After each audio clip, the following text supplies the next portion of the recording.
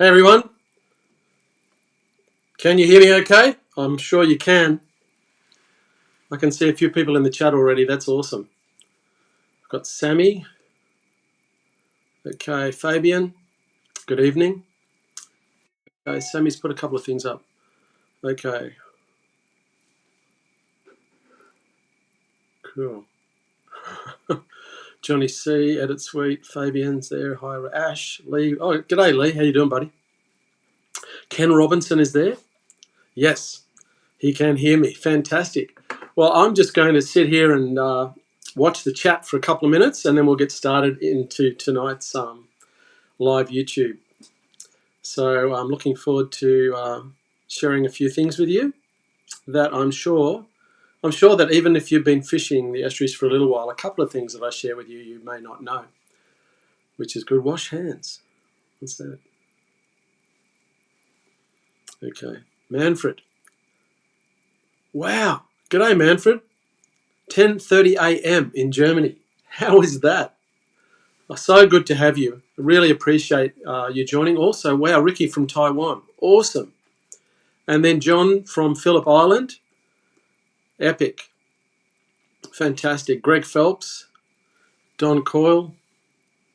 Awesome. Okay. So how long have we been going? A minute. So maybe another 30 seconds or so. Now I'm going to be, in a minute, I'm just going to be starting a presentation, really, which is my resume. And in life, if you're having anyone who's coaching you in anything, you want to know that they actually do what they talk about and they practice it. So it's just a little bit of information about me, a few other things. And then I'll be coming on. That only goes for about 15 minutes. Then I'll be coming on to do my main teaching for tonight's live. And I've got a bunch of notes that I've prepared.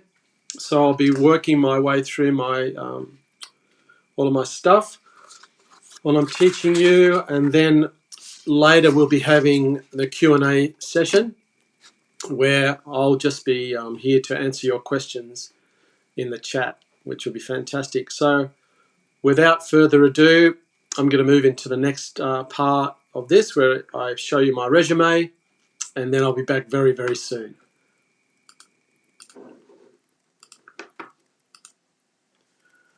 Welcome to tonight's YouTube Live Estuary Fishing First Steps Beginner's Guide. I'm really looking forward to spending some time with you this evening. We are going to be doing some instruction on estuary fishing, first steps, laying some foundations for estuary fishing, and then that will be followed by a live Q&A session where I'll be staying online tonight. I don't have a time limit. I'm just going to stay online so we can chat. You can ask me questions once I'm finished doing my teaching part of the evening, and I'm looking forward to that. I really enjoy those Q&A sessions. So you are definitely in the right place tonight. If you've spent hundreds of dollars on fishing gear, but you don't know where to start. If you're in that position, you're definitely in the right place. Also, you're in the right place if you would like to consistently catch fish. And really that's all of our goal, is to do that. Now, the average fisherman spends a lot of money on tackle. And what I'm wanting to, by showing you this, I'm just wanting to show you, where we make our investments. We obviously need tackle to fish with, but there's far more important things that we need than just having the equipment. So if you're going to set yourself up with just a mid-range cost setup for estuary fishing, you're going to spend money on basic equipment like I've got here in this list: a rod, a reel, line and leader, backpack, knife, head torch, hooks, sinkers, etc., and bait. This doesn't include, obviously, petrol in your car and other expenses that go towards even just one fishing trip. And the tackle listed in this small example adds up to about $500. That's for one rod and reel setup. If you'd like to have more than one rod and reel, well, then obviously it's going to cost a lot more. And I found that people spend a lot of money on fishing equipment, but they don't know where to fish. They don't know when to fish. They don't know which tackle to use. And they don't know what is the best bait. This is all really basic information, but it's so important. And I found that there are a lot of fishermen who are like this guy. And it's true. A lot of people are in this position. And I get so many people reaching out to me on YouTube asking for help. And that's why I make my YouTube videos, is I want to help people. I just love it. I love putting together quality teaching that's really going to make a difference. So I started making videos on YouTube. I've actually only been doing this for a few years. I haven't been doing it very long, just the last few years. I've been a fisherman all of my life. I actually never knew that I'd be doing this. I sort of came into it because I wrote a book on how to catch Australian beachworms because I realised there was just no thorough teaching in Australia available on how to catch Australian beachworms. And then I filmed a 3-part like a masterclass series teaching people how to catch beachworms, which I then put up on YouTube. And I saw that there was just a lot of interest in that. And of course, when you catch beachworms, the purpose is to go fishing. So I started making beach fishing videos. And obviously I'm making lots of other things as well and focusing on other areas of fishing. And a lot of my videos now have just had some amazing, just the amount of people who are watching them. In this case, this particular video, when I took the screenshot of this video not that long ago, it had 318,000 views, but it's had a lot more views since then. And I get hundreds of comments like the one that you can see on your screen, which really make me feel like what I'm doing is worthwhile, that I'm actually achieving my goal, because I want to be a good teacher. A good teacher is able to impart knowledge in a way that someone can actually grasp it and then apply it and become successful. A good teacher is able to, it's like having an apprentice, with fishing, and I'm kind of like that with beachworming. When I take people beachworming, I feel like I can really help. Anyways, I'll move on to the next one. I've started doing, this is something I've also only been doing recently, where I actually teach people one-on-one how to catch beachworms. And here's a couple of shots from down at the beach with some of my customers. The fellow on the right-hand side, that was his first beachworm, would you believe? That's a cracker, that one. It's probably 5 or 6 foot long. So I've been doing beach fishing guiding. Also, I've been doing fishing guiding. It's not something that I do heaps of. I don't actually promote it much because, I like doing it. I'm happy taking people fishing. I enjoy doing it. But it does take a lot of time. And, I'm only able to spend time with, 1 or 2 people in a day when I take them guiding. But when I create instructional content on YouTube, I can certainly help a lot more people. And that is why I've created rogersfishing.com, which is a instructional website and also an online fishing community. This is a gentleman by the name of Ken, who I met through YouTube. Ken made some comments on one of my YouTube videos. He used to be a TV announcer, and he was just really impressed with the quality of the production of my videos. And anyway, we got talking. I ended up meeting with Ken and I gave him some fishing lessons, but he actually couldn't even cast properly. This is Ken when I was just giving him some casting lessons.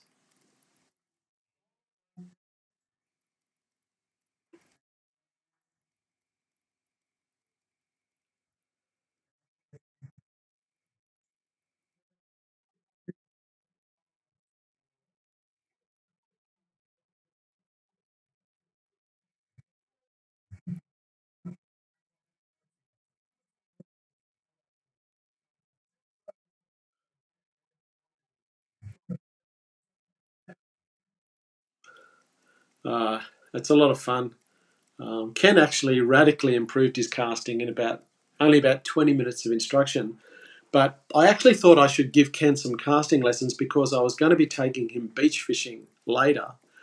And I just wanted him to have some idea of how to cast when we're down on the beach so he could at least position himself or position his bait in a place where he was going to catch a fish. So what we're going to look at now is Ken catching his first fish off the beach, which was later that afternoon, evening, from when I gave him the casting lessons.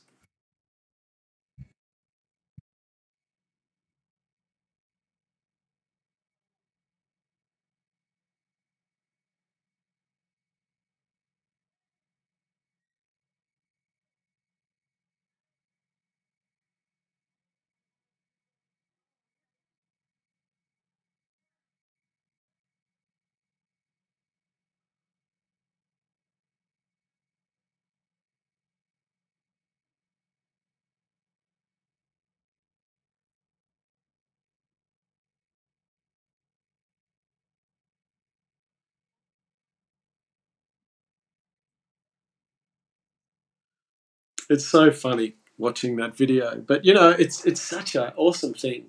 I go fishing. I never get tired of catching fish, but it's certainly special watching people who are just beginning having some fun at catching fish. I'm just going to show you a couple of quick shots out of my photo album. I've got zillions of fishing photos, but just a couple of quick shots because if I'm going to be your fishing coach, like your online fishing coach, you want to know that I know what I'm talking about and that I actually do what I teach. So just thought I'd throw a few photos up. That's obviously of a big mulloway that I caught. I've caught quite a few big mulloway, but that's just one shot. This one is a couple of recent. These two fish were caught in the last month. The one on the left is just, I think that brim's about 41 centimetres. And the flathead on the right-hand side was 77 centimetres. These are a couple of snapper that I have caught recently in the last 12 months. The one on the left was caught off the rocks mid-afternoon using fresh squid for bait. That we had actually caught the squid ourselves. We jigged up a squid and then we're using parts of that squid to fish for snapper. And then on the right-hand side, a friend of mine has a jet ski and we went out on his jet ski flicking soft plastics into the washers close in off reefs, and that's where I caught that other snapper. This is a kingfish that I caught, 15 kilos, which on 10 kilo line is quite an effort. A fish of that size, they fight very hard. So I would like to know where you are on your fishing journey, and if you could please, when I come back to camera to start doing my teaching tonight on estuary fishing, if you could put in the chat where you are, that would be helpful to me to know how many of you are beginners, how many of you are experienced fishermen, etc. So are you what I call a dreamer? You have the vision of yourself catching great fish, but you need clear direction. It means that you're excited about it, you want to do it, but you're just not really sure where to start. Or perhaps you are a newbie, which means you are a complete beginner, but you've started, but you just don't know, you lack the knowledge. You don't really know where to go, what to do, what the best baits are, what rigs you should use, etc., etc. Or perhaps you are a try-hard. You're committed and putting in the time, but not having the success that you would like to have. My hat goes off to try-hards because I think, man, you're motivated and you're getting into it, which is fantastic. But once again, you just need the knowledge and the strategy to be successful.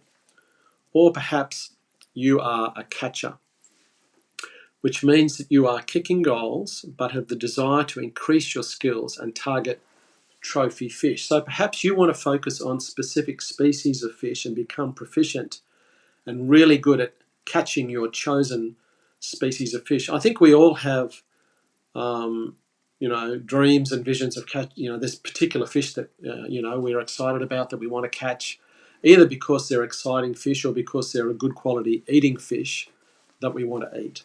So certainly, at whatever level that you are at, I can certainly help you, having been fishing for, probably 45 years consistently off the beach, off the rocks, in the estuaries, and offshore fishing, deep sea fishing.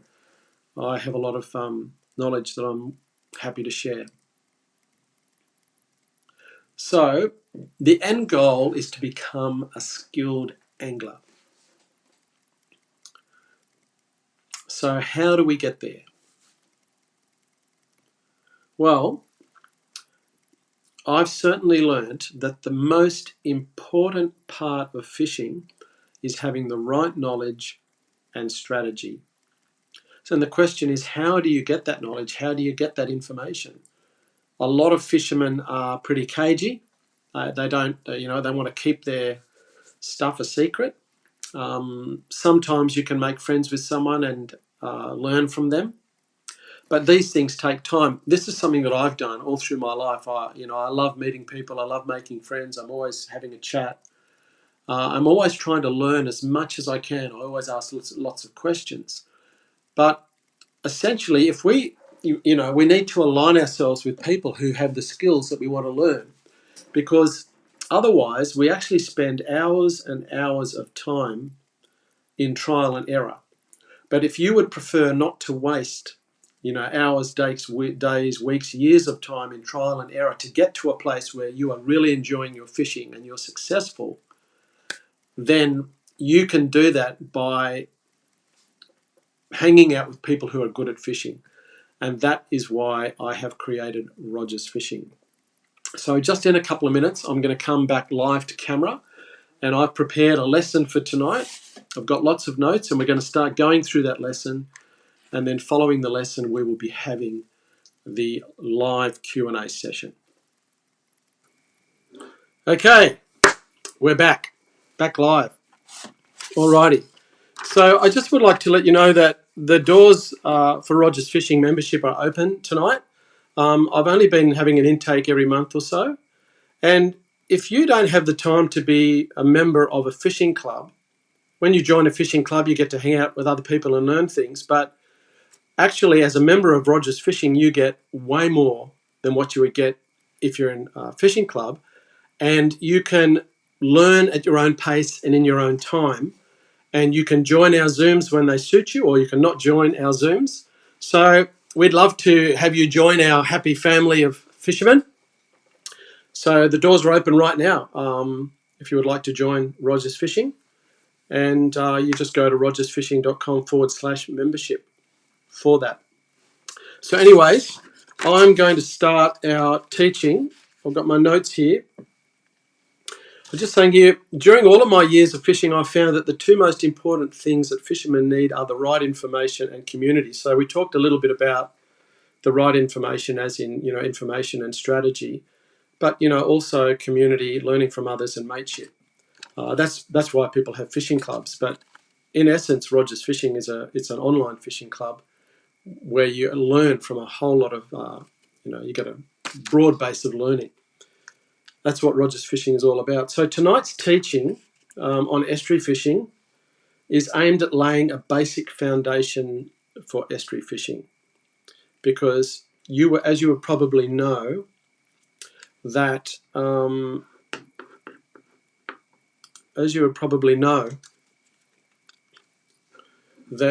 what was I saying? Yeah, sorry. It's a vast topic. Estuary fishing is such a vast topic because we can get into all the different specific species. But tonight's fishing is really more aimed at beginners to intermediate fishermen. And I'm currently developing a comprehensive estuary fishing course for Rogers Fishing members, which I'll be putting up on the membership site. So first of all, let's just quickly define what is an estuary. Might seem like a basic thing, but it's helpful to know. So an estuary is a partially enclosed coastal body of brackish water with one or more rivers or streams flowing into it and with a free connection to the open sea. It's a tidal mouth of a large river where the tide meets the stream. Essentially, what these definitions are saying is that an estuary is that part of a river where it meets the salt water of the ocean. So all rivers start off up high and are freshwater. And at some point, as the river comes down, it meets the tide, which comes in from the ocean. So the ocean, we know, has salt water, and that salt water is tidal. It comes in and out, and that salt water reaches up to a certain point in a river system. And the word brackish really is talking about that blending of salt and fresh water. So down near the entrance of a river or a lake that's permanently open, it's basically salt water. But the further that you get away from the ocean and up that river or lake system and into the creeks that feed a lake, then it becomes freshwater. Okay.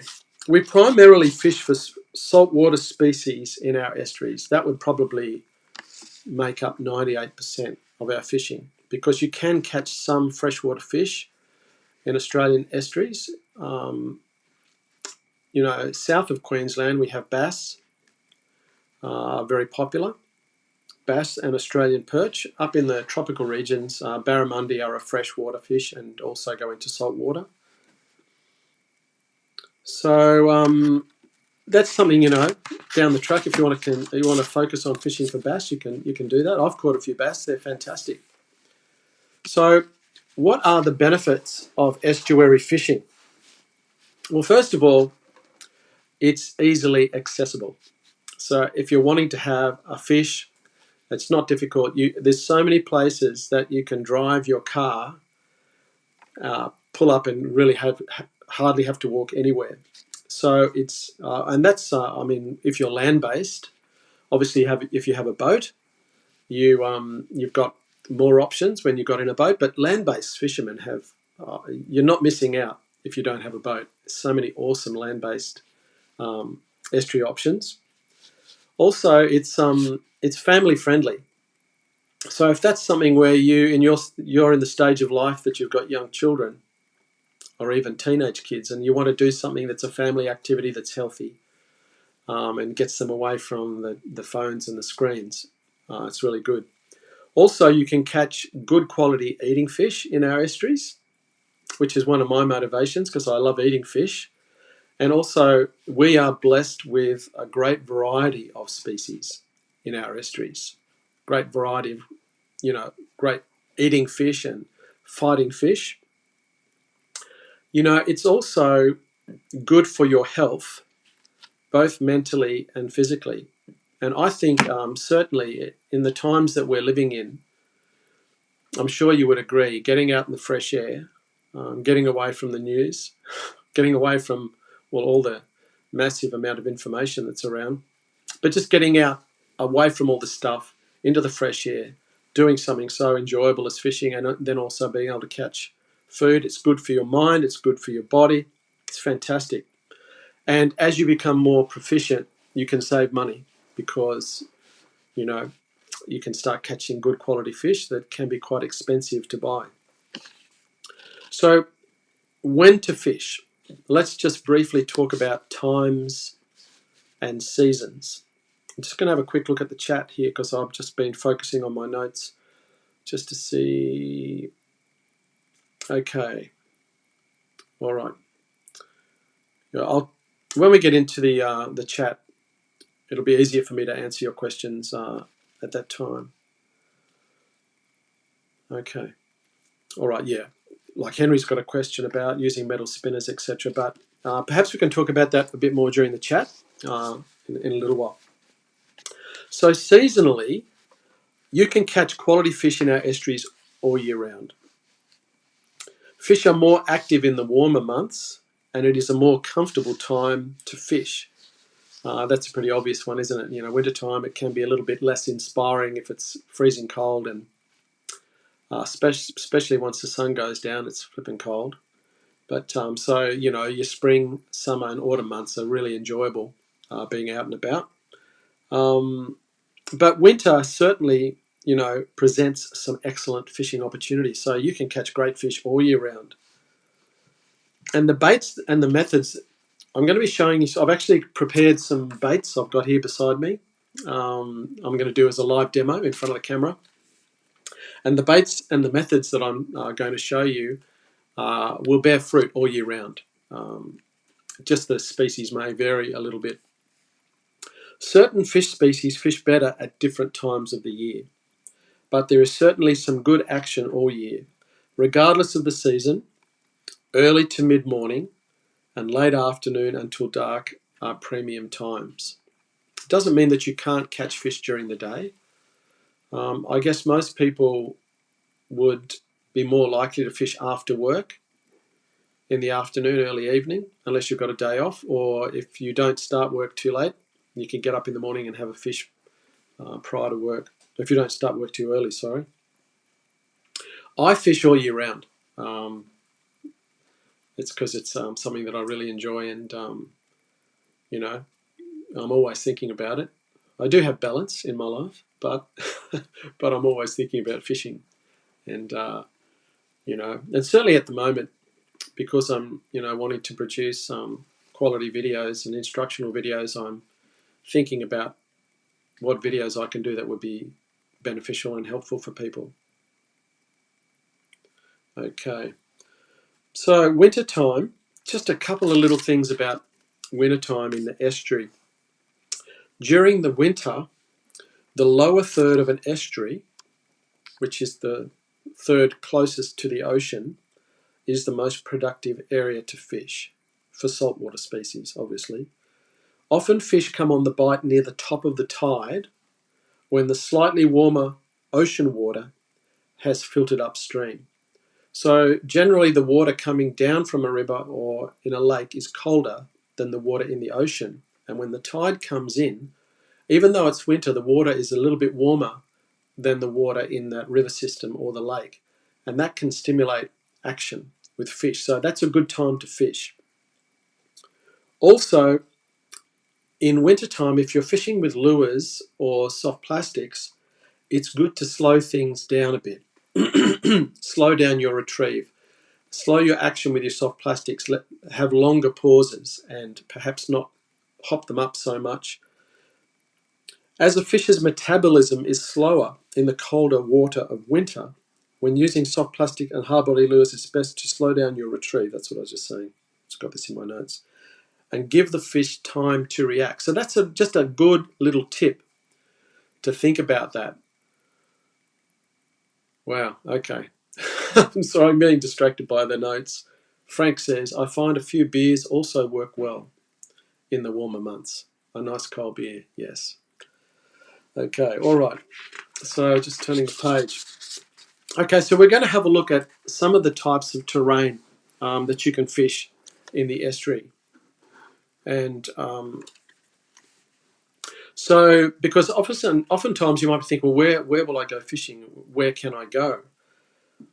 So what sort of terrain or habitat are we looking for when fishing in an estuary? The same principle applies as with most fishing. We are looking for the areas that fish will be feeding and be most likely to congregate. So here are some different areas. Bridges. Fishing from or beside a bridge is a very good place to fish. Bridges provide shelter for fish from tidal current, and the pylons are a source of food. Weed, crabs, oysters and things, that all grow around the pylons of the bridge. And it's a habitat for small fish and therefore also for large fish. Bridges are known hotspots for mulloway because of the food factor, and also they find shelter from the current in the lee of the pylons. I grew up on Narrabeen Lake as a teenager, and I had a little runabout, and I fished. I never got any homework done, and I spent all of my holidays fishing. And there's two bridges at Narrabeen, and they're both great spots to fish. I actually used to, in wintertime, I used to stand on the bridge at Narrabeen, which is the one in the middle of the lake near the main shops near Woolworths, and I used to lean over the bridge with my rod and flick peeled prawns in under the bridge. So they go right in under the bridge into the dark, and we used to catch estuary perch in winter. They would come down from the fresh water into the salt water. But you'd also catch big brim and other things, flicking prawns under the bridge. I've caught heaps of flathead around the bridge.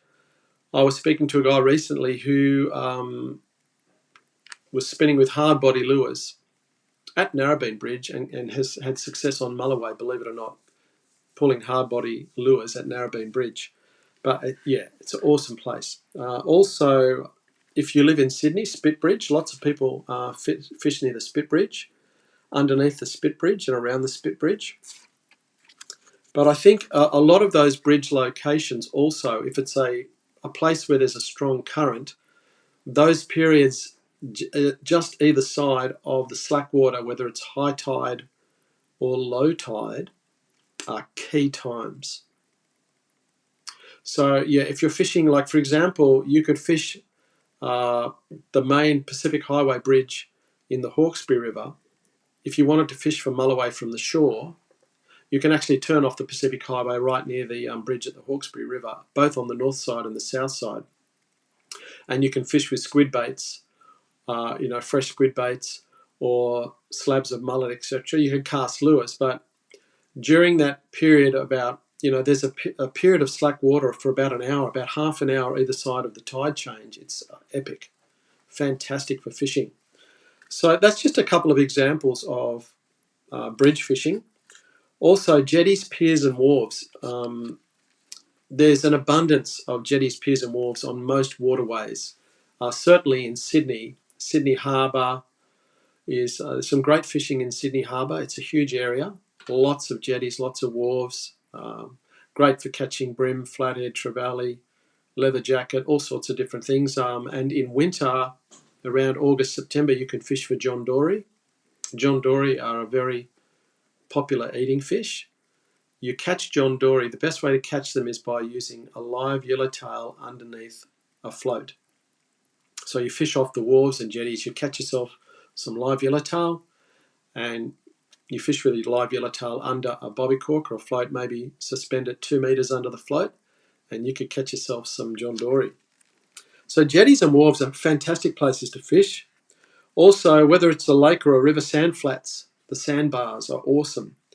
At high tide, quality whiting, brim and flathead venture up onto the sand flats in search of food.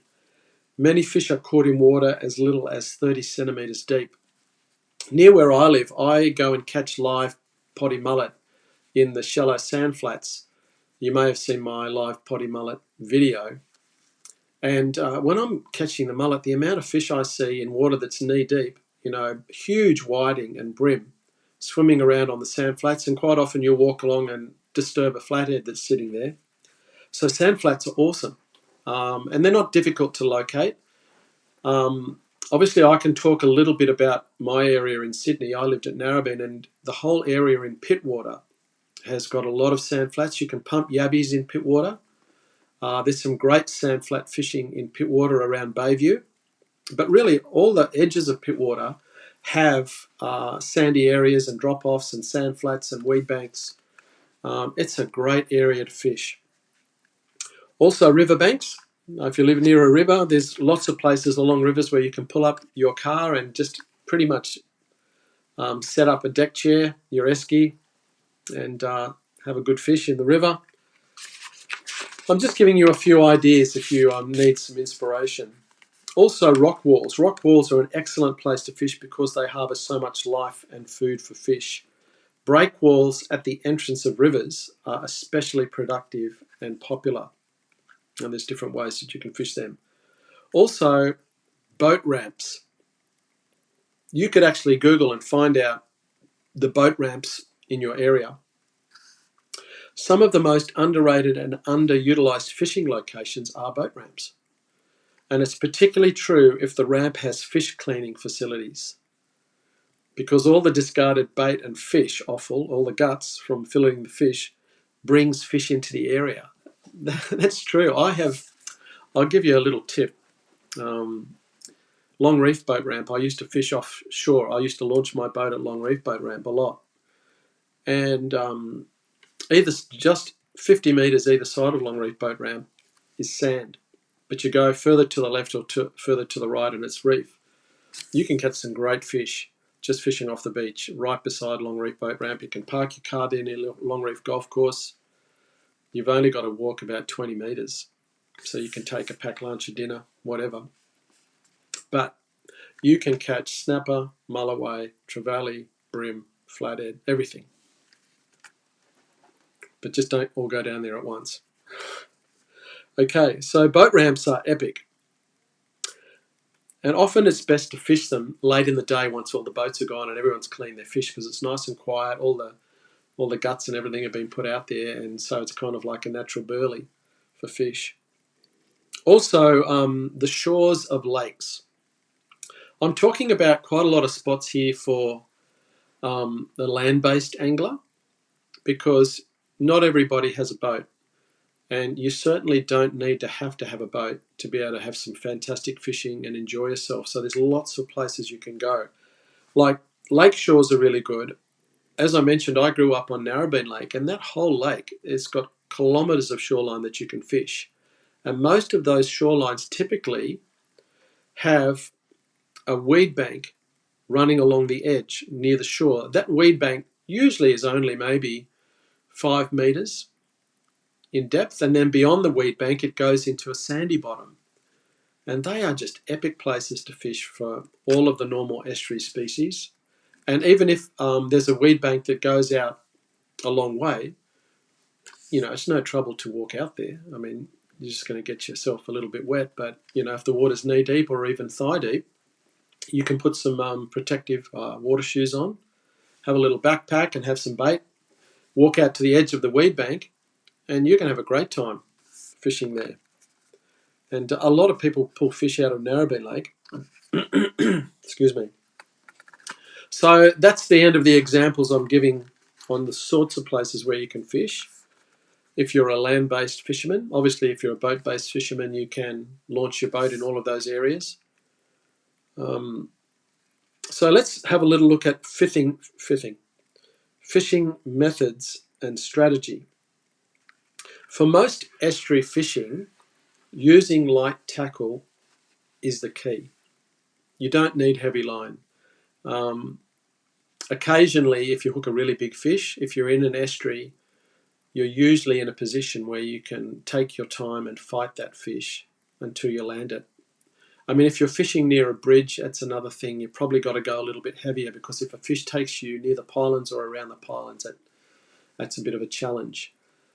But for most estuary fishing, if you don't have any obstacles, light fishing is. And when I say light fishing, I'm saying really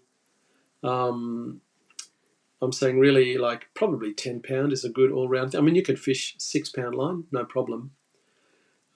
If you want to, you get more bites. The lighter line that you use, you get more bites. It just means you need to use a little bit more finesse when you're playing a fish. It's the same when you fish off the rocks. I used to have 3 alvies when I was fishing off the rocks. I used to have one with 40 pound line, one with 20 pound line, and one with 15 pound line. And I used to fish a lot with unweighted pilchards, where no sinker, just a pilchard on ganged hooks, and we would burley up into the wash and just flick out that unweighted pilchard. And I would find that I would get more bites on 15 pound line than I never used more than 20 pound line when I was doing that sort of fishing, but I get more bites on 15 pound line, but it was just more of a challenge if you hooked a big fish, certainly off the rocks. Now, when you're fishing in estuaries, you can do what we just call normal bottom fishing, which is where you have a sinker and a leader and you hook and your bait. And in most situations in the estuary, you're actually casting onto a sand bottom most of the time. Even if you're fishing off a rock wall, or as I mentioned, like you've got a weed bank, you don't want to be having your bait landing in the weed or in the rocks. You want it out on that corridor just past where the weed or the rocks finish, because that's a fantastic, it's like a highway where fish swim up and down. They swim into the weed and into the rocks and then back out again looking for food. You want to be out on that sandy bottom just beyond the weed or the rocks. So when I did that video last week, like the intro for tonight's live, I showed a really basic rig where you just had a running ball sinker to a swivel and then a leader of about 40 centimetres with your hook. That's a fine rig. It's a standard rig that people use all over the place. I use heaps of times. That's how I rig up when I fish with live flathead off the shore. I just have my leader a little bit shorter so that it's a little bit easier to cast out. Okay, lure casting. Well, obviously nowadays heaps of people fish with soft plastics and also hard body lures. So that's a very enjoyable thing to do. I do quite a bit of soft plastic fishing. I mean, I do both. I do a lot of bait fishing and soft plastic fishing, but that is fantastic. When it comes to soft plastics, if you missed my last live, the last live that I did was specifically on soft plastic fishing, and it's on my channel under lives. So there's all of the instruction on that live on soft plastics. Also, there's all the comments from everyone who was joining in on that live. So I'm not going to cover in detail fishing with soft plastics or hard bodies tonight. There's also float fishing. I've done a lot of float fishing in my life, and it's fantastic. One of the advantages of float fishing is that you suspend your bait at a certain depth under the float. So if you are fishing over rocky terrain or terrain that is where you could get snagged, that's one of the ways that you get around that, is you fish with a bait under a float. So that's something I'll get into in another lesson, but it's really good. Also, just as I mentioned earlier, I've got the doors open right now for Roger's Fishing membership, and if you're not part of a fishing club, or if you don't have the time to be part of a fishing club, you actually get so much more benefit by being a part of a membership site like Roger's Fishing, because we have our community, we have our regular Zooms and teachings that I put on Roger's Fishing. So, follow the link and you could join. Now, okay, the next thing is unweighted baits. Just like I was talking about fishing with pilchards with no sinker, you can fish in estuaries with no sinker. It's fantastic. I love doing it. You can fish with bread, peeled prawns. You can still fish with pilchards. The wonderful thing about not using a sinker is the bait is, when you cast your bait out, it just wafts down. It's just floating around in the water and gradually sinks to the bottom. It's really natural. It's a great way to fish. Okay. Rick has asked a question about popper corks. Rick, can you remind me about that during the chat? And I'll see if I can answer that during the chat. Okay. Just turning my page here. Okay. All right, let's talk about bait for a minute. I mean, bait really comes into two categories. It comes into bait that you can buy frozen at a tackle shop or a service station, and bait that you can catch fresh yourself. I mainly want to focus tonight on bait that you can just buy, because if you don't have the time, for example, to devote an hour to go pumping yabbies or to go digging worms, or to catching your own fresh bait or going using a small net and getting shrimp, you want to be able to have some baits that work really well, that you can just grab from the tackle shop or the service station, or you can keep some at home in your freezer and you can just save that. So if you're time poor, if time is an issue, the baits that I'm talking to you about tonight are baits that will absolutely catch fish and are total winners. Excuse me. So I'm just going to give you a little demo here. I've got these baits in the room with me. I'm hoping not to stink myself out too much. Now I want to show you, I'm going to bring this in camera. Okay, I've got to go this way. Okay, so here we go. Can you see that? That is what's called a white bait. You can buy white bait from tackle stores. They might not sell it at service stations, but just about every fishing tackle store will have whitebait in their freezer. And what I've done here is I've rigged this whitebait up. So I'm going to put it there like that. Can you see that is 2 ganged hooks? So I have a hook. I've just got to get everything's backwards when you're doing it to the camera. So I have a hook going through the fish's eye. I'm going to go back that way. I've got a hook up here going through the fish's eye. I've got to bring it closer. That's it. Hang on. Sorry about this. I just want to make it so you can see, but I've got a hook through the fish's eye and a hook halfway down.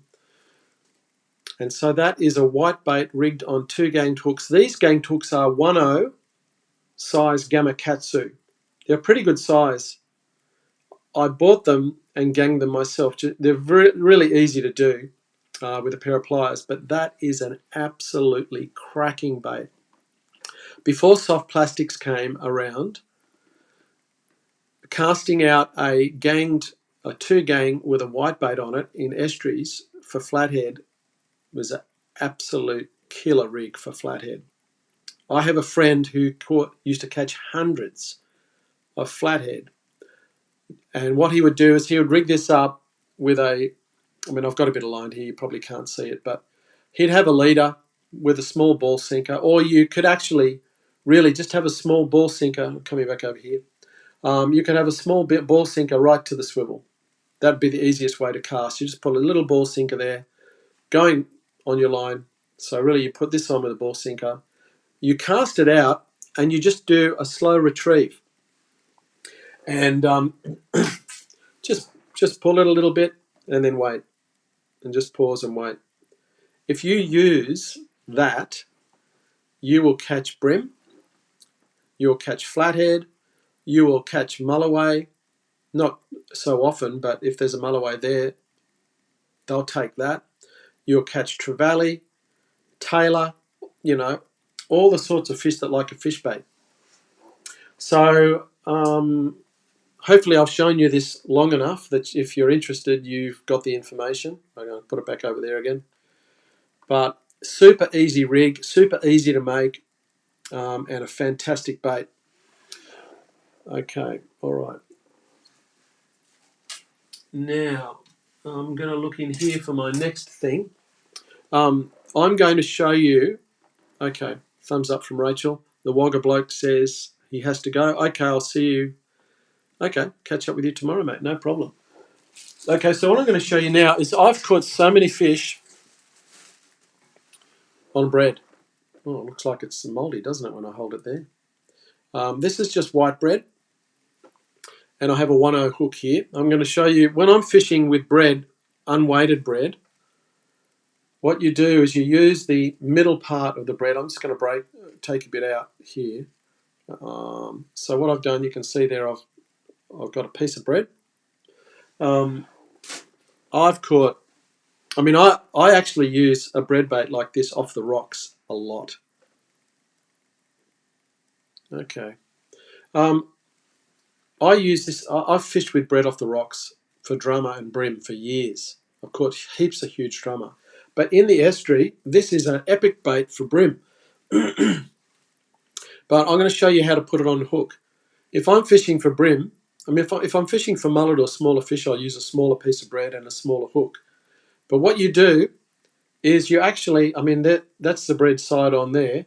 So you actually put the barb of the hook into the middle of the slice, and then you just feed it in like that. And when you've got the hook inside the bread, you can see the hook's kind of completely in the bread, you just compress the top part up near the barb of the hook. So what you're doing is you're leaving the bottom part of the bread fluffy, soft and fluffy. But by squeezing the top part around the hook, it just helps it hold on the hook better. So you can see here I've got my bread bait. Oh, I'll bring it back over here, sorry. It's not mouldy, it's just the camera that's making it look like that. But I've got my bread bait there, Now, if you were to squeeze all of that really tight onto your hook, guess what? It sinks really quickly because there's no air in it, and it'll sink to the bottom much faster.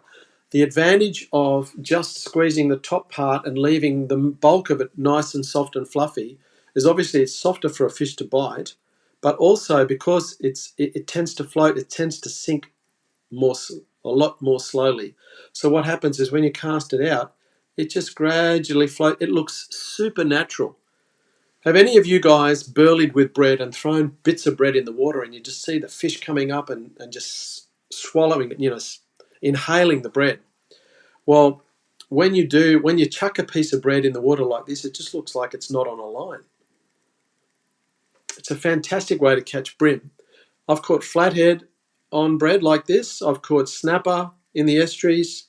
A lot of fish will take this. Luderick love it.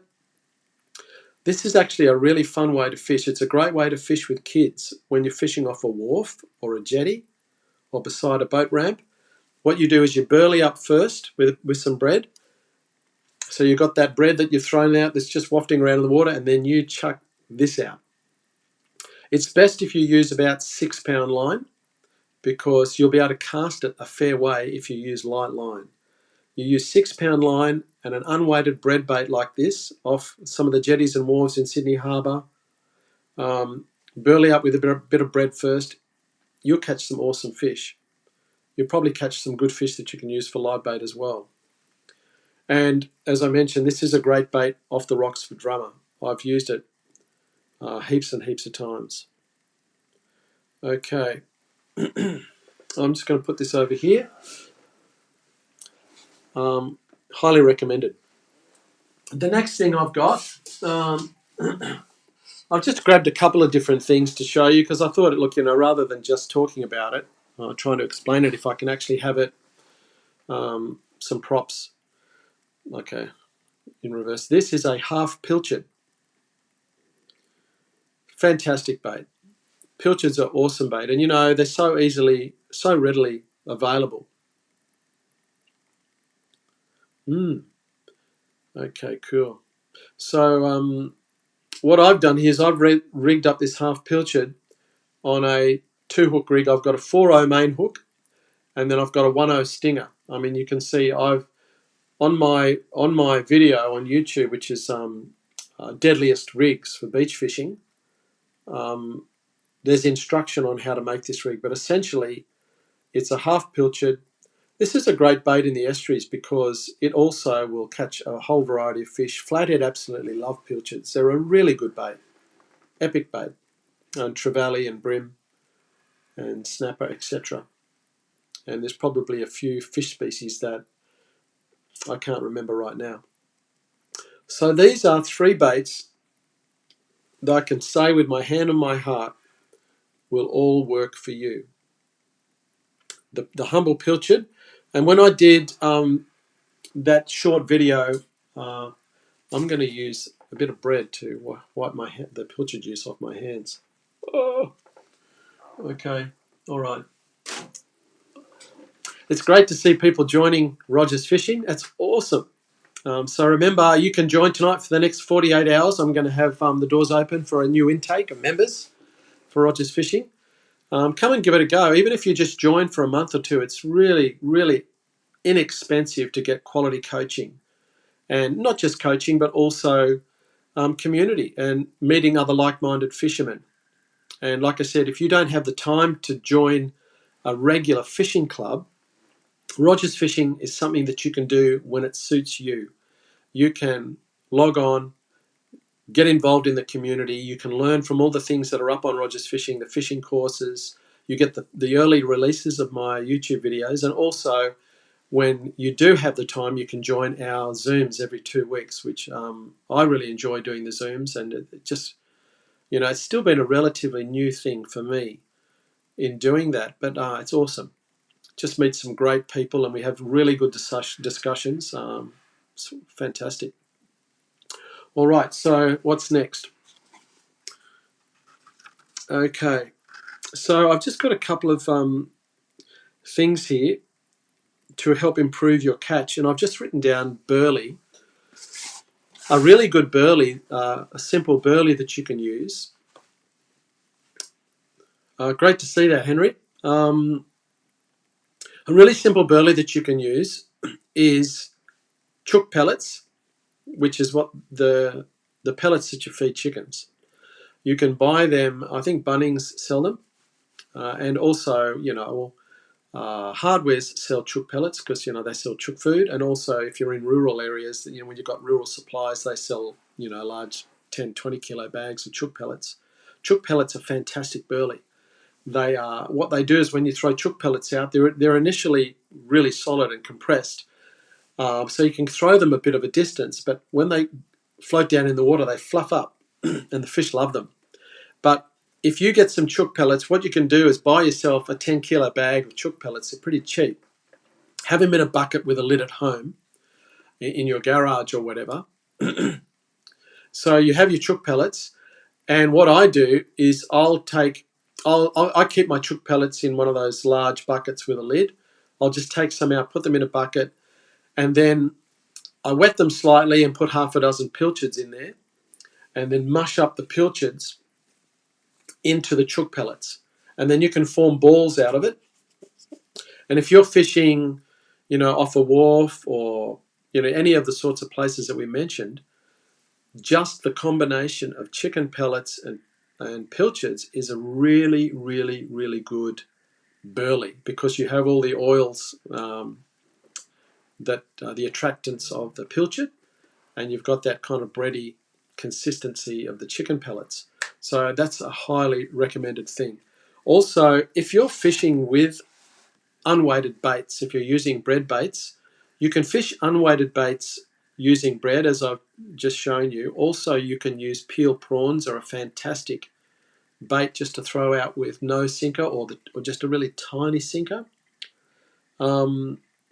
It's really good to burley when you're fishing with unweighted baits. If you want to take your kids down to a local wharf or jetty, or down beside a river or a lake, if there's current, you want to do it when it's in the slack water, when there's not too much current. Otherwise, the burley will end up halfway down the river, and the fish will follow it, and they'll run away. But burleying it's not difficult. It's not that much extra work to take a few chook pellets and some pilchards, but it'll make a big difference. You chuck that burley out, and then you flick your baits out in that same area. It'll really help. Now, I'm through my notes for the moment, so I'm just going to. I've just got a quick, just a bit of information about Rogers Fishing.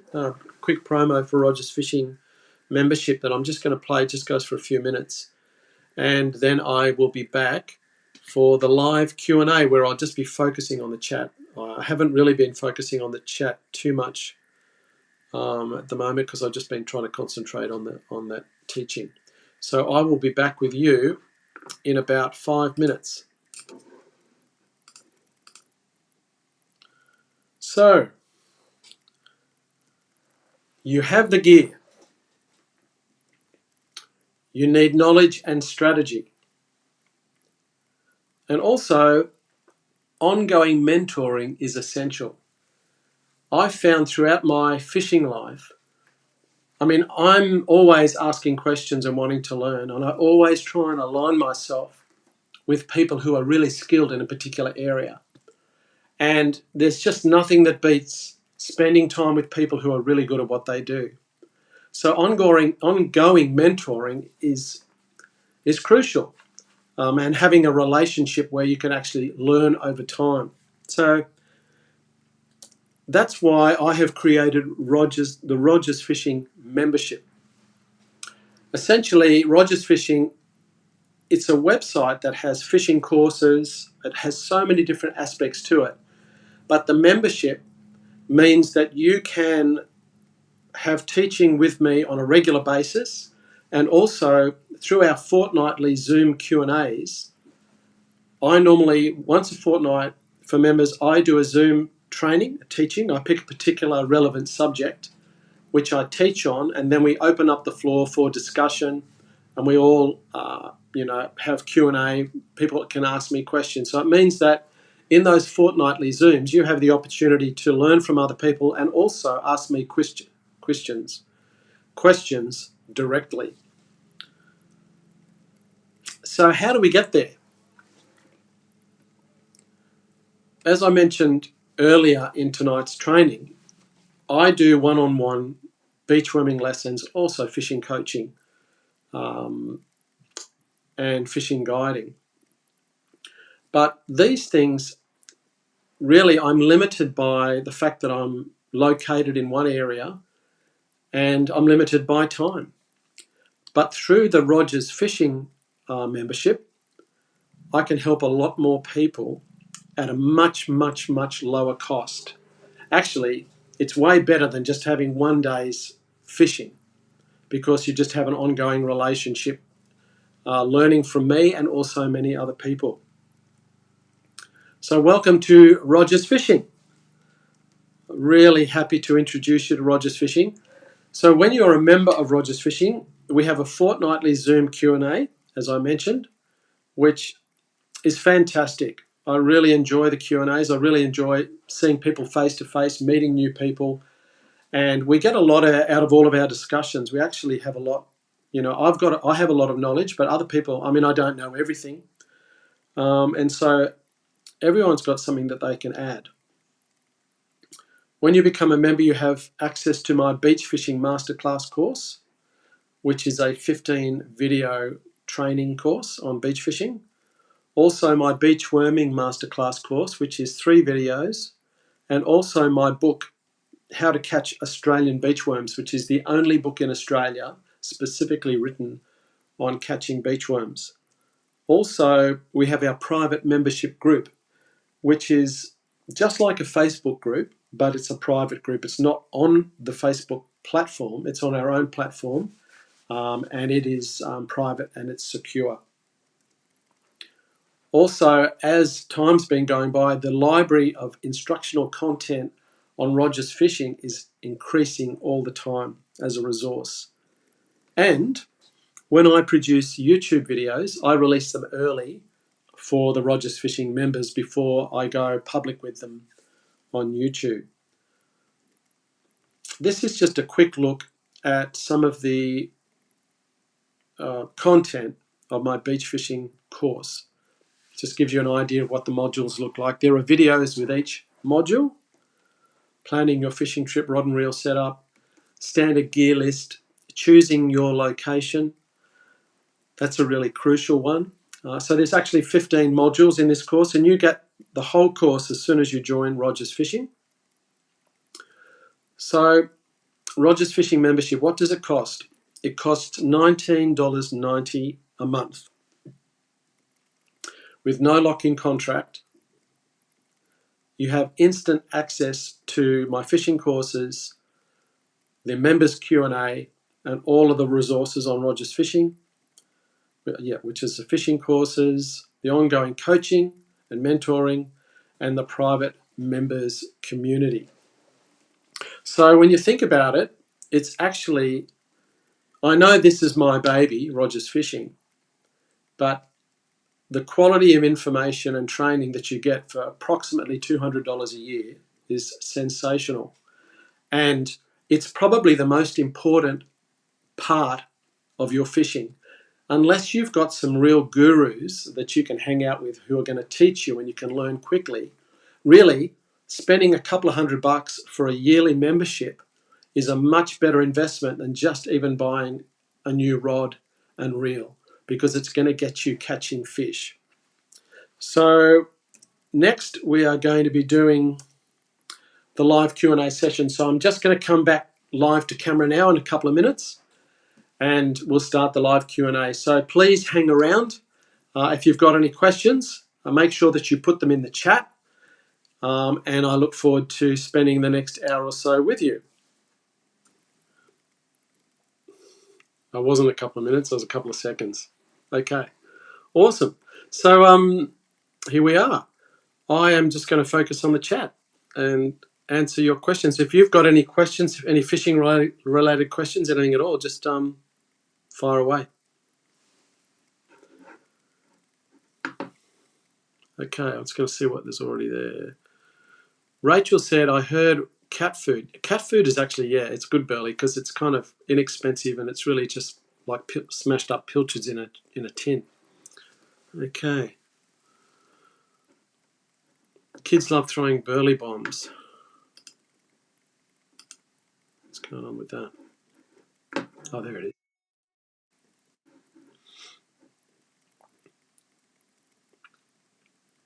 Cool. You can see that there's a link to the Rogers Fishing membership in the chat if you'd love to join, so you can follow that link. Okay. Rachel is definitely going to try the pellets and pillies. Yeah, highly recommended. And there's things that you can just keep at home. You can have the pellets in a bucket with a lid. You don't want to leave it open because they sort of go stale, and also you don't want mice or rats to get in there. All right, Rachel, another question from Rachel. Is braid okay for all types of fishing? I don't use it for rock fishing, but most other fishing, because you use a leader with the braid, you use a fluorocarbon leader. Yeah, it's great. I mean, the main advantage is because you can cast further and it's a thinner diameter, so there's less drag in the water. All right. Okay, Ken Robinson's asked a question. Well, Ken, I was talking about if you burley with, like I said, with the chook pellets and pillies, and then you fish with no sinker with the bread, how I was showing you how to put the bread on, or you use peeled prawns, because peeled prawns are an epic bait. That would work really well for you, Ken, when you're fishing from a wharf. Okay, so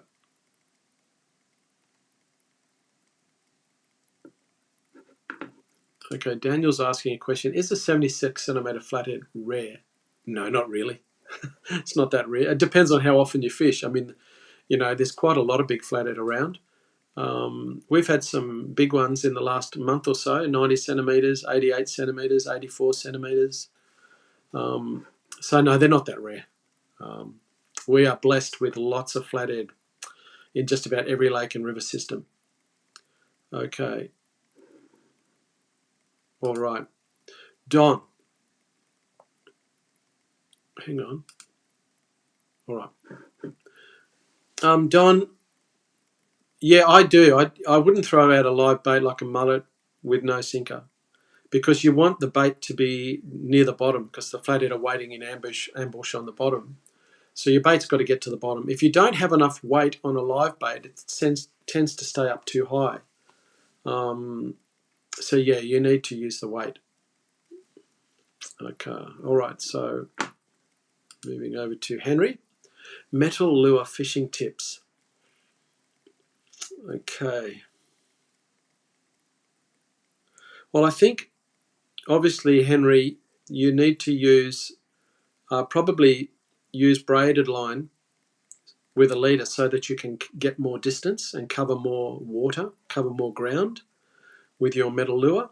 Because, obviously, the longer your lure is in the water, the more area, more ground you can cover, the greater chance of catching a fish. Also, when you're lure fishing, don't just keep casting in the same location if you're not getting any hits. You need to move around a bit.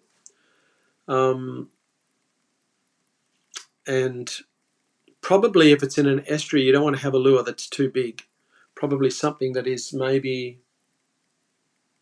5 or 6 centimetres long. Okay. Do I have any tips on catching good sized mullet? I used to fish for mullet in Narrabeen Lake. I mean, most lake systems, and even where I live on the south coast, there's heaps of mullet. But you know what? You burley up with bread, and you fish with you just use a float and fish maybe, say, a metre under a float. Burley with bread, fish off the edge of a weed bank, burley up with bread, and use bread under a float. That's the best way to catch large mullet.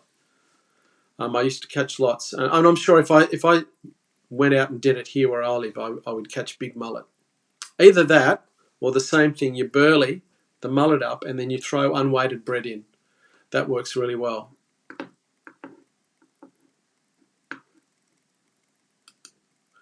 Okay, Rick, I just want to ask you a question. What do you mean about the chicken fat? Use the chicken fat from your roast chicken pan. You mean for burley? Okay. Rachel is asking, are long shanks okay? I tend to use them a lot. Normally I use a long shank hook. It depends on the bait that I'm using. If I'm using a yabby, I prefer to use a long shank hook because it just fits on the hook better. Or if I'm using a worm, I'd rather use a long shank hook because I can fit more on.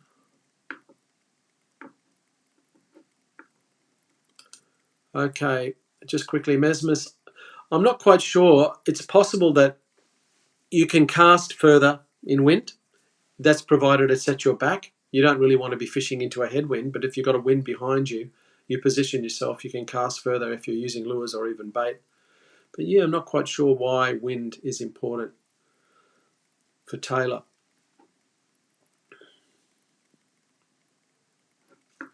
Okay.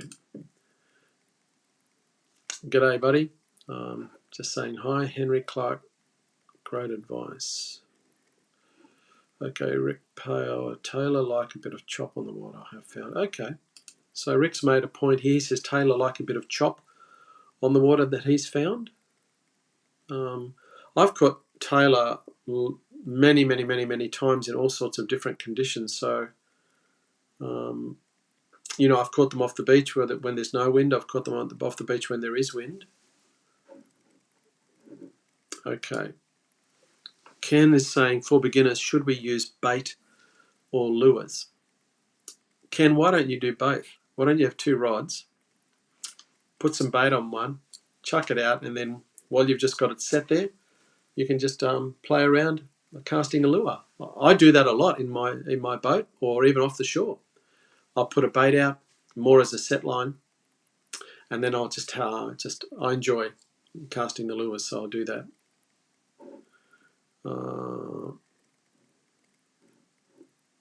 Okay, so Peter, you're saying that you've used it numerous times in freshwater applications, bread.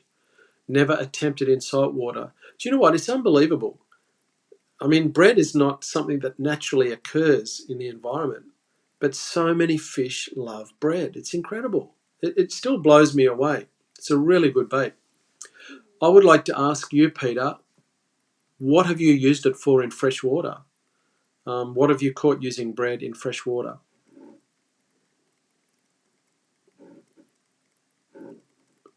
Okay. Jeffrey, you've used some leftover scrub worms from trout fishing and got big brim on them. Yeah, it's interesting. I mean, scrub worms are like garden worms, just your normal worms that you dig up from underneath a log or a rock. My only thought about them is that after a while, I guess they'd go a little bit. The salt would make them go a bit white. But I reckon, yeah, I reckon they'd work. They'd work fine.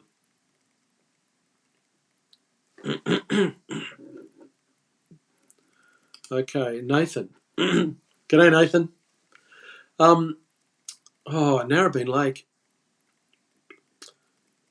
There's so many fish in Narrabeen Lake. I fished. There's the main bridge which is near the shops, but I fished towards the ocean from that bridge and also in the western end of the lake. But basically, just fishing all of the edges of the weed banks where it drops off into the deeper water. I would walk out onto the edge of the weed bank and flick plastics, or I often would use unweighted pilchards on a gang hook and throw them out and just, like I was talking about with the white bait, found that very, very effective on flathead and brim in the lake.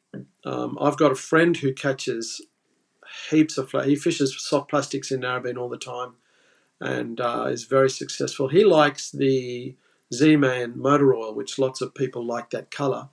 I think he likes another colour in the Z-Man called Gudgeon, which is the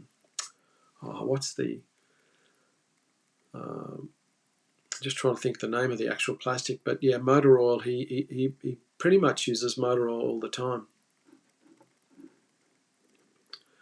Daniel is asking about tips for catching groper. Wow. I love fishing for grouper, Daniel. I've done a fair bit of grouper fishing. Really enjoyable. And man, you hook a big one of them, you need to use your muscles. I tell you what. But when you fish for grouper off the rocks, Daniel, you don't have to cast far at all. A lot of times you really almost cast just 5 meters from the edge of the rocks. I normally use crabs for bait with no sinker, or just a tiny little sinker. So I normally use a 6.0 suicide hook. I'll put a whole crab on. I peel the shell part, the top part off the crab, pin it with a 6.0, and just flick it out in the wash. It's really good. Okay, all right. Oh, right, okay. So I asked Jeffrey before about the chicken fat. He said it's like the tuna oil. Like if you've had some roast chicken and you save the chicken fat, you mix that in with the chook pellets. That sounds like a really good idea. Okay.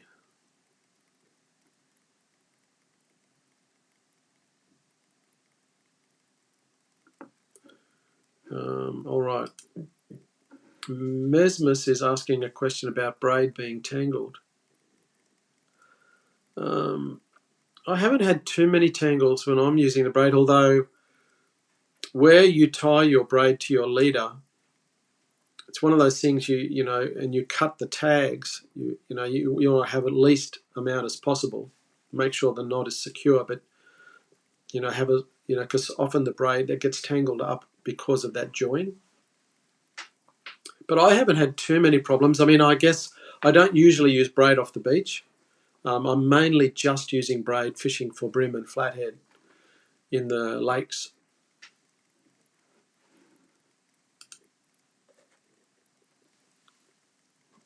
Thanks a lot, Brendan. I really appreciate your feedback. Thanks, mate.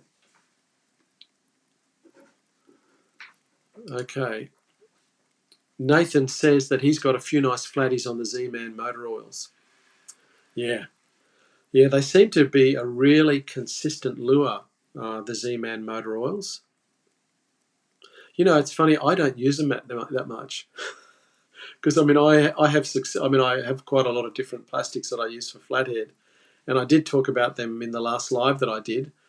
But I've had so much success on the ones that I've got, I've just been happy to use them. I do have some Z-Man motor oils in my soft plastics selection.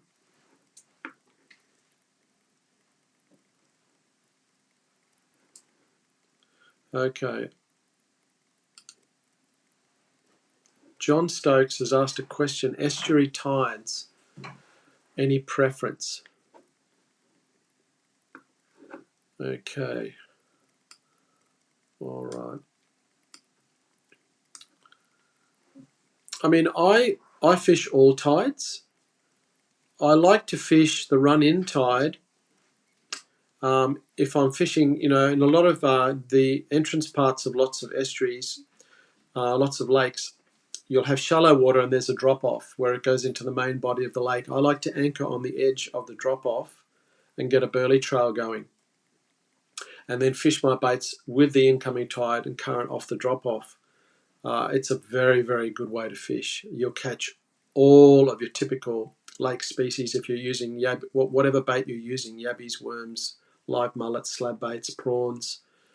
It's fantastic. I love doing that. I love anchoring my boat. I mean, you could do it. You can walk out onto sandbars and fish the run-in tide and fish the drop-off. That's really good. All right, so Rick, you asked this question earlier. I'm not familiar with the American-style popping corks. I'll have to look into it. I was speaking to a guy on one of our Rogers Fishing Zooms just this week, actually, and what he does, he's in Western Australia, is he uses a bobby cork, he rigs it in reverse and has like a pilchard on ganged hooks a couple of feet behind it, and he uses the bobby cork and works it along the surface, and the bobby cork itself sprays up water and it creates action, and that's one way that they fish for tailor in Western Australia, but I'm not sure. Yeah, I'll have to look into it.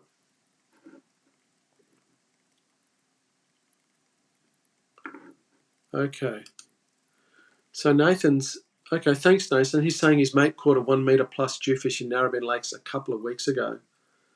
Yeah, it's a really good time of the year for dewies right now. April, May is really good. My father bought a waterfront house on Narrabeen Lake when I was 12, and our backyard went into deep water. So we had our lawn down to like a retaining wall, and we used to fish off our backyard. And my dad caught a 15-kilo jewfish off our backyard. And we lived in a house on Wimbledon Avenue, pretty much directly opposite Waterloo Street, if you know the area. But yeah, we caught a few dewies in the lake, but there's a lot more people catch jewfish in Narrabeen Lake than you would think. It's not a very big waterway, but it definitely has dewies in there.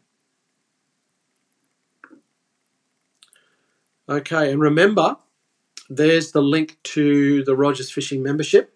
It's going to be open for the next couple of days, and it'd be great to see you. Why don't you come along and join just for a month or even for 2 months and see what it's like, and see if it, you find that you get value for money and a good benefit from being part of the club. As I mentioned, you might not have the time to be part of a regular fishing club, but Rogers Fishing is a fishing club with so much more input and regular teaching.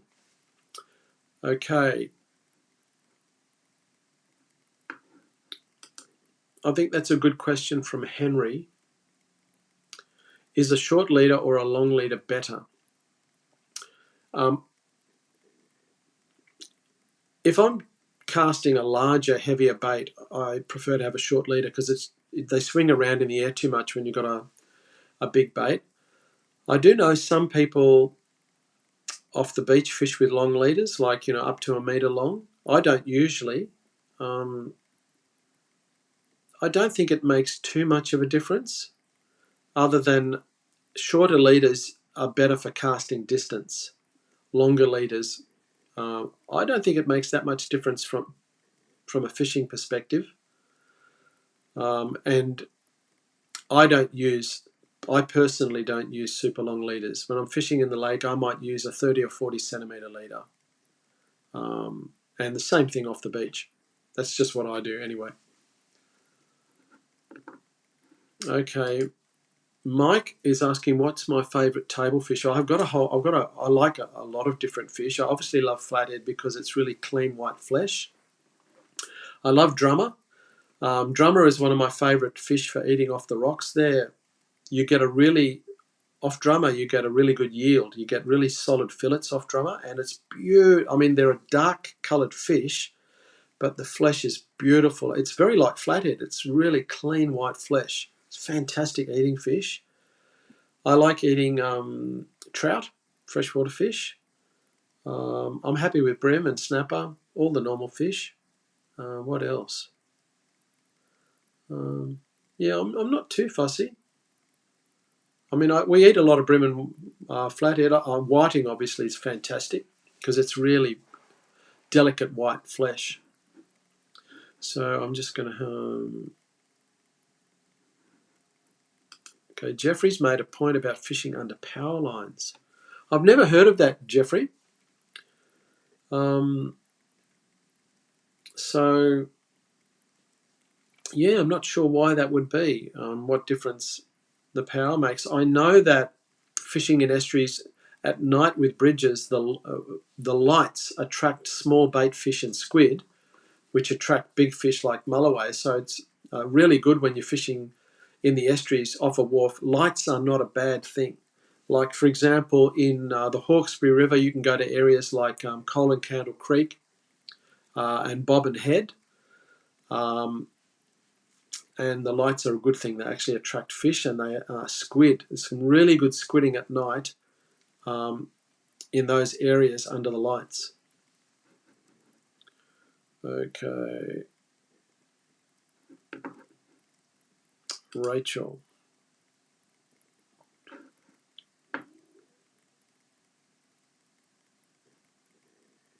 Okay, thanks, Rachel. Yeah, I mean, I live on Baril Lake, so I fish all those areas, and it's awesome. It's a great lake. In fact, where we live, we've got Lake Conjola just up the road. I really have hardly fished in Lake Conjola because I don't need to go past Baril Lake. And then there's, of course, St George's Basin, Jervis Bay, which are only about 50 minutes from my place. And then further south, there's a whole range of lakes. Really, it's such a smorgasbord. It's amazing. And they're all really good. Okay. Troy Kogan just joined up. Fantastic, Troy. Look, Troy, make sure that you join us in the Zooms. Come and say g'day. It'd be nice to meet you. And yeah, you can start to ask a few fishing questions and get to meet some of the other people. Be epic. Awesome. Okay, John, how are you, mate? John is saying, I can testify to the value of being a Rogers Fishing member. Look, that's so awesome, John. I really appreciate that, mate. And, you know, it's been fantastic meeting you, John, also. Really, really good. I don't know if I'm ever going to be up your way in the Gold Coast, but certainly if I come up that way, I'd love to catch up and meet you. And if you're ever down my way, we can go fishing. No problem. All right. So, Trevor Vivian. Ah, Trevor. Okay. I haven't fished off the beach in the last couple of weeks, but all I can say is that this time last year was very, very good for tailor and big tailor, you know, in the 60, 70 centimetre range. So I think Trevor, I think you'd be pretty safe to come down fishing for tailor at the moment. And I never used to eat tailor because their flesh goes so soft pretty quickly. But when I smoked some recently, we had some friends around and everyone raved about it. I mean, I had some as well. It was delicious. So I've been doing a bit of smoking lately as well. I caught some trout last week in the Threadbow River. I went fishing for trout and just hiking up the river through the bush. I'm actually going to put that up on a video. And I was just teaching all about how to find trout in a river or a stream. All right, okay.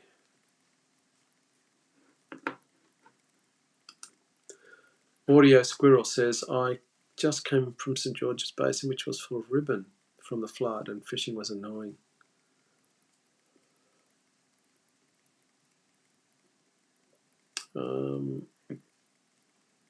Okay. I don't think there's much weed in the lake where I live. I don't think all the inland waterways are the same. So I think you could try. I mean, obviously the bay or the ocean will be a lot clearer of weed, but you could try some of the other lakes in the area. Okay.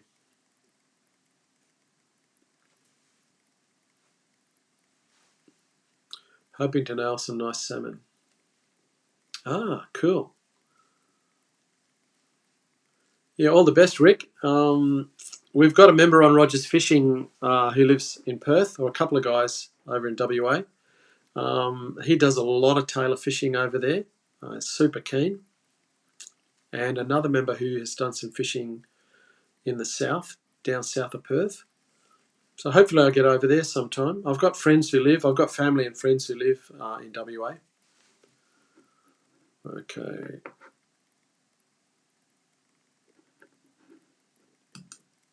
Prawn or squid for bait, which would catch the most variety of species? From Mesmus. Mesmus, I think if you're fishing in the estuary, in the lake, or a river, I'd probably go prawn. I think they're probably sort of on par with regards to the species.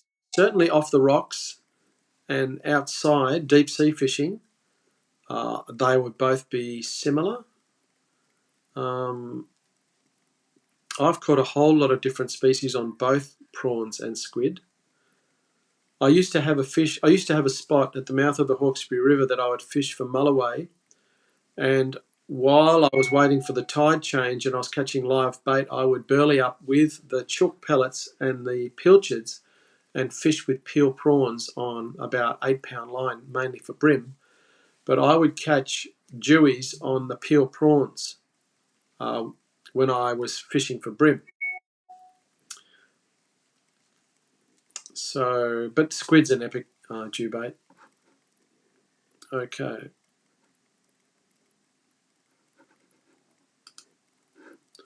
All right. Oh, wow. Okay.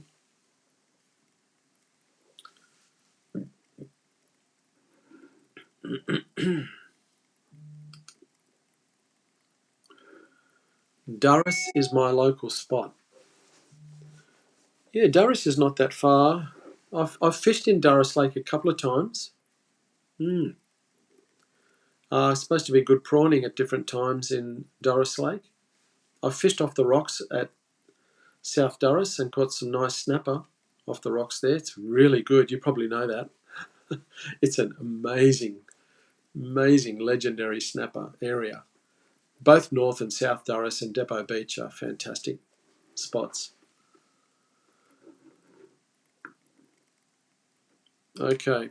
Nathan is saying that raw banana prawns are my go-to bait. Yeah, they're really good bait.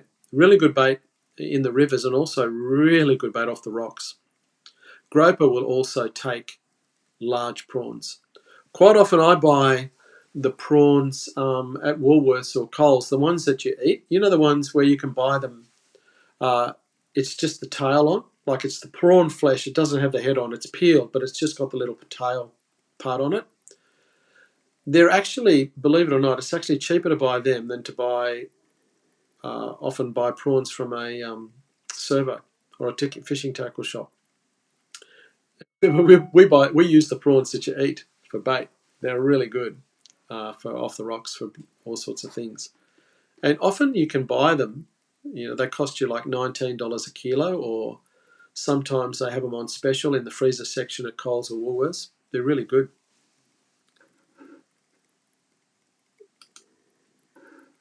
Thanks a lot, Mike. I have never fished in South Australia. So it's a big area. Actually, I've heard beaches around Ceduna are really, really good for mulloway. Okay, so open for more questions. If any of you guys have any more questions that you'd like to ask, anything on your mind, we can talk about that.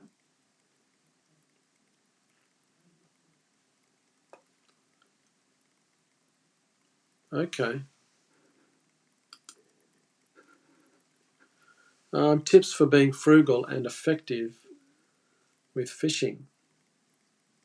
Okay, well, when you're using pilchards, buy a slab of pilchards. Don't buy the small bags. You buy a block of pilchards, and then rather than thawing out the whole block, using a few and then putting them back in the freezer, just let them thaw out a bit and put them in your own separate bags, your own clip lock bags in the freezer, and then you've got your own little packets to take when you want to go. Also, when you're fishing and you catch fish like tailor or salmon or different things that are good fish to use as slab baits, fillet a couple and salt them. All you need to do is you just got to get a baking tray, just buy some no-frills salt or home brand salt, fillet them, put them in the baking tray, sprinkle salt on the top, leave them in the fridge for a day or so, and then freeze them in clip lock bags, and you've got your own slab baits. I mean, because you generally, a lot of the times when you're fishing, you'll catch some fish that you could use for bait. So take them home and freeze them and have your own stash. Don't waste stuff. Like if you're using fresh bait, like I do, fresh bread, sorry, I like to buy the toasty, the super soft white bread in the thick toasty. I always buy the thick toasty slices, keep it in the freezer, and just take out as many slices as you need when you go fishing.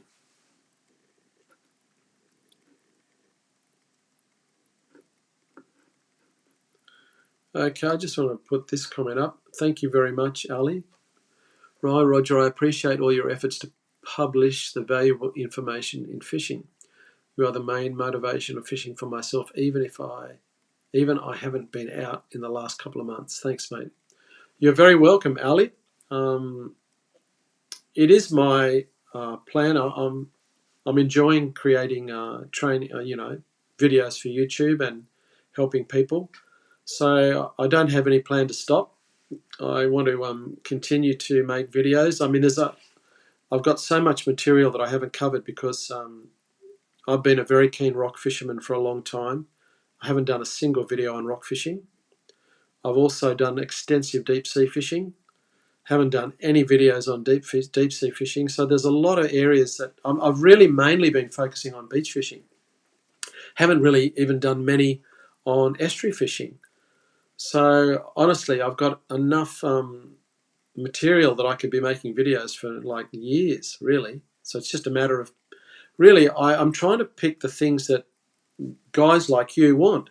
I don't want to just make videos for the sake of making videos. I want to meet a need with those videos. So, I mean, I appreciate any comments in that regard on my videos. Your thoughts as to things that would help you or particular subjects that you're interested in. Yeah, I don't want to just make videos thinking, oh, I made this really good video, but no one's interested. All right. Okay. Can you please name some of the northern beaches where beach worming would work well? Northern beaches. Well, you know, the northern beaches is the area from Manly to Palm Beach. There are 21 beaches between Manly and Palm Beach. I didn't worm a lot down the Manly way, like Manly and Curl. I mainly wormed from Longreef north. Longreef's a reasonable worming beach. It doesn't have the same quantity of worms as Narrabeen. Narrabeen Beach, the Coleroy to Narrabeen stretch is very prolific with beachworms. Also, the Warriewood to Monavale stretch is excellent for beachworms. So probably they are closer to the city, I guess. All right, so okay, Jeffrey Morford. Rachel, you're a champion. How awesome. And I think you're a local. Anyway, a local to me, that is. Fantastic. Great to have you on board, Rachel, as a member of Rogers Fishing. Awesome. So good. I'm sure that you'll get a lot out of it, Rachel. I mean, when I'm not sure, I know you will. It's awesome. You know, I'm not making myself out to be anything. But, you know, I do have a lot to share and a lot of information. And also, all the other members have got a lot to share as well. Fantastic. All right. Jeffrey, I have not tried using a fly fishing rod in the estuary. I have so many options for fishing. It's incredible. I'm actually going to be fishing the next couple of days, just fishing in the lake. I might do a little bit of beach fishing as well. I'm just keeping my eye on the swell. But the next couple of days, I'm going to be out chasing flathead and just the species in the lake. Might see if I can locate a few mulloway with the soft plastics the next couple of days. Okay. All right, so Port Macquarie is where we recently moved to. Okay. Roger, any spot for beach or rockall fishing? Port Macquarie is epic. That's a great place. Oh. I've done a lot of fishing around Crescent Head, which is north of Port Macquarie, on the north side of the river, because there's a river that comes out at Port Macquarie. Fantastic fishing in that area. Really, really good dewy mulloway fishing off the beach and rocks. Also, the breakwall, the entrance of the river at Port Macquarie is a really good place to fish for all of those species. But Ali, it's probably better fishing at the turn of the tide. because, you know, in mid-tide when there's a strong current, if you're fishing off the breakwall, you've kind of got to cast out and walk along the breakwall with your bait as it moves along. Or you can actually fish with your bait under a float, and then you can walk the breakwall and let your bait go along. You don't cast out far from the breakwall when you use a float. You fish relatively close, and you probably would need to fish fairly deep. I'm not sure of the depth of the water there, but you probably need to have your bait probably 4 or 5 meters under your float, depending on the depth. But you could certainly catch some good fish there.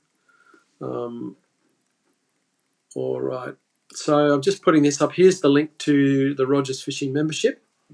Just got to go to that link and it'll take you to the page where you can join. Okay. All right. So, Mike, you've asked a question. In a beach with no obvious structure or gutters, what's the best approach? Well, first of all, you could have a look at it at low tide just to see if there is anything, to see if there's any difference in the water depths, any deeper holes. You'll be able to see that at low tide. But technically, in those conditions, you're better off fishing close to shore and not casting out very far. Because if there's the only action that is going to be on that beach is where the waves are just breaking on the shoreline. And so they're breaking there, stirring up the sand, stirring up the little crabs and things. So the fish are much closer to shore. They will patrol that edge because it's the only place where there's anything that's stirring up any food. Unless, of course, they're fish like tailor and salmon that, well, they'll come in close as well because the bait fish, any small fish, will be trying to hide in the white water. So the main thing, if there's no structure or gutters, is don't cast out very far. Just cast 5 or 10 meters beyond the edge. And also, like I said, have a look at low tide. Okay, Peter Mundell.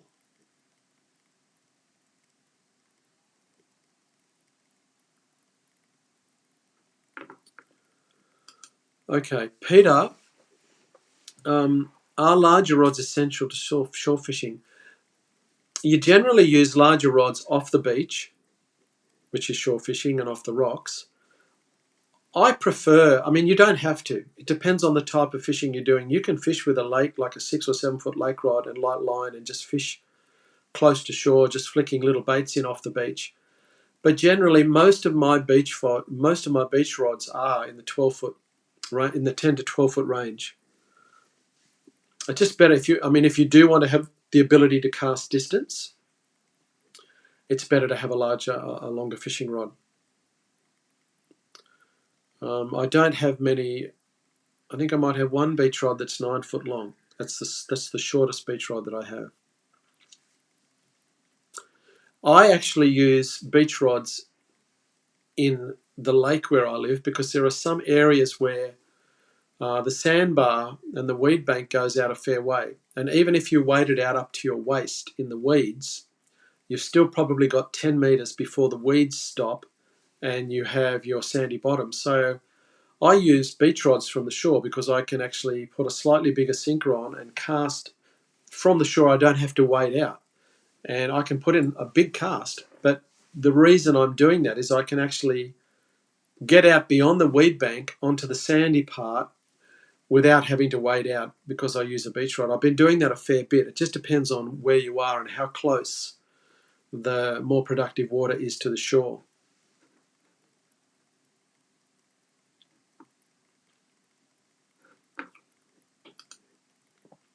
Okay, Mike, you're saying also from Port Macquarie, fishing the estuaries, what's the optimum moon phase and tides for flathead fishing? Mike, I don't consider the moon at all when I'm fishing for flathead. So I don't think you need to think about the moon. You can catch flathead at all phases of the tide. The flathead, when it's low tide is often good in the estuary there because at low tide the sandbars and everything's exposed, so the fish are more concentrated in the channels. At low tide, they don't have the ability to forage up onto the shallower areas and sandbars looking for food. So low tide's fantastic. But then at high tide, you can fish those shallower areas because the fish will move up into those shallower areas. But if you're targeting flathead, I never think about the moon. The only other thing is, while you will catch flathead all day, in the morning up until about 10 a.m., and then in the afternoon from about 2 hours before dark until dark are probably the best times. I find that the flathead move in closer to shore on dark. That's something that I've really noticed. Okay, Rick has made a comment for Mike saying get up high and look over the area. Okay, yeah, that's good advice. Thanks for that, Rick.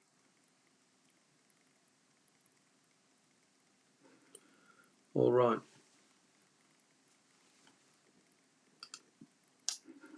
Trebor says, what kind of hook the best use on surf fishing? I think sometimes it's habit. I'm not, look, I've been fishing for many, many years, and I'm not someone who uses circle hooks much yet, only because I just haven't been in the habit of doing it. I generally use suicide hooks. If I'm fishing for whiting, I use a worm hook or a long shank hook if I'm using worms or yabbies for whiting. But other than that, I just use octopus hooks or suicide hooks. I buy the Gamakatsu chemically sharpened hooks.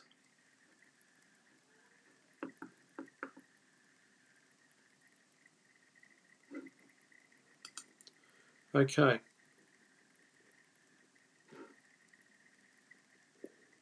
Ryan, it's a fairly that's a fairly broad question.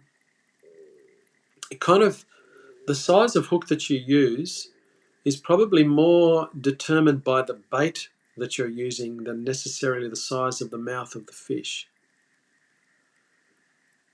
You want to be able to put the bait on the hook so it just fits the size of the hook and looks natural.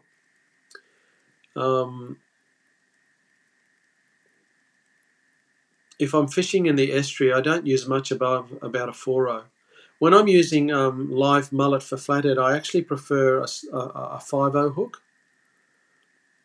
I find that even 40 centimetre flathead will easily accept a 5-0 hook. They've got, even a small flathead's got a big mouth. But for bream, if I'm using slab baits, I probably use a 4-0 hook. You don't have to use a hook that big. You could use a 2-0 or a 3-0. Probably if you're using peeled prawns in the estuary, you could use a 2-0 hook.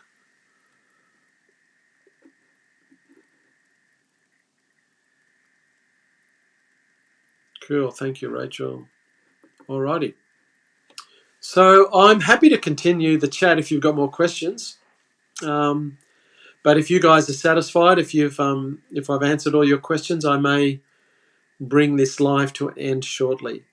I'll just see if you've got anything else that you'd like to add, just in the next couple of minutes, and then I will look forward to seeing you in the next live. I'm not sure what subject I will cover in the next live.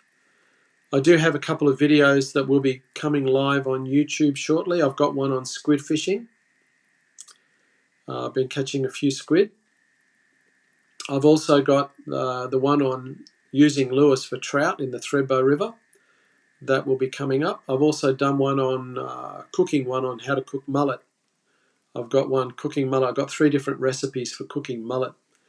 And believe it or not, they're not too bad to eat, the old mullet. So I've got a good cooking one. What else? A few videos happening anyway. Yeah, I've got another video I'm working on how to find flathead. So how do you locate them, basically. Working on that's about half finished, that video. Alrighty. Okay, well, everybody, I can see we've still got quite a few people in the chat, but thank you for your company tonight. Welcome to the new members of Rogers Fishing. And if you're considering joining, like I said, I'll have the doors open for the next 48 hours for an intake of new members. I don't like to have too many at once because I like to be able to give people value in the Zooms. And so that's why I haven't had the doors of Rogers Fishing where people can just join any time, because it's still really early days in Rogers Fishing. I just want to be able to manage it and look after it the best that I can. Okay. All right. Okay. Any sneak preview of your best tips for successful squid fishing? I will give you a tip, audio. When you are using a squid jig, you don't retrieve it like a normal lure. You don't retrieve it. You don't wind it fast. You don't even just directly wind it in. What's really important is to, when you cast your squid jig out, allow it to sink. Allow it to sink low in the water column, because most of the time, certainly off the rocks, the squid are in the bottom third of the water column. Unless you burley, because squid respond to burley like pilchards. But yep, so you've got to risk getting snagged. You've got to wait, let it sink right down. I mean, you don't really get snagged much when you're off the rocks. You lose the occasional squid jig. So that's a winner. You will catch a lot more squid if you let your squid jig sink down lower in the water column. And then all you do is, like a soft plastic, you pull it up gently, wind up the slack line, and then you allow it to gently sink and float down again. And that's the best way to retrieve it. Okay, thank you, Nathan, for your encouragement. Thanks, Ryan. Okay, Mike.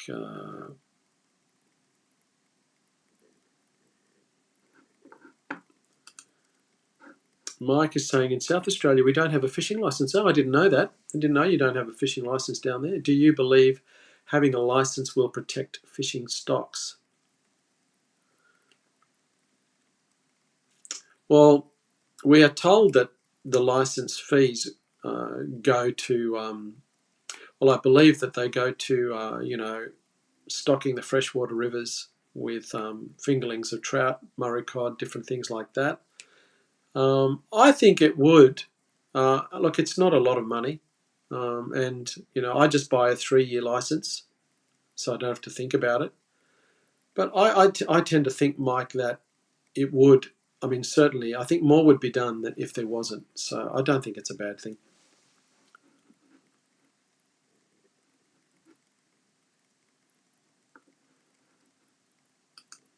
Okay, well, Rachel, it's time for you to catch some squid. I love eating squid. Squid are awesome. Oh, they're such good bait. They are epic bait, but they're they're so good to eat. I'm torn when I catch squid. I want to eat it. But normally what I do is I use the heads for bait and I keep the bodies for eating.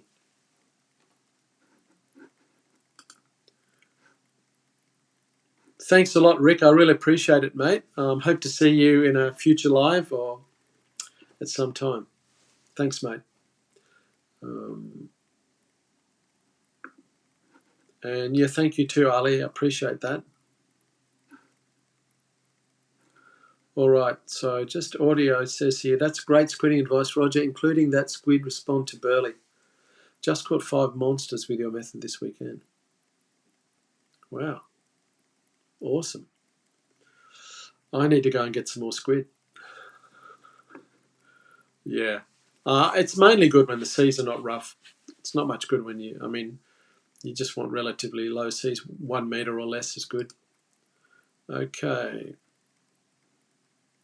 Yep, just another quick message about Rogers Fishing. Okay, cool.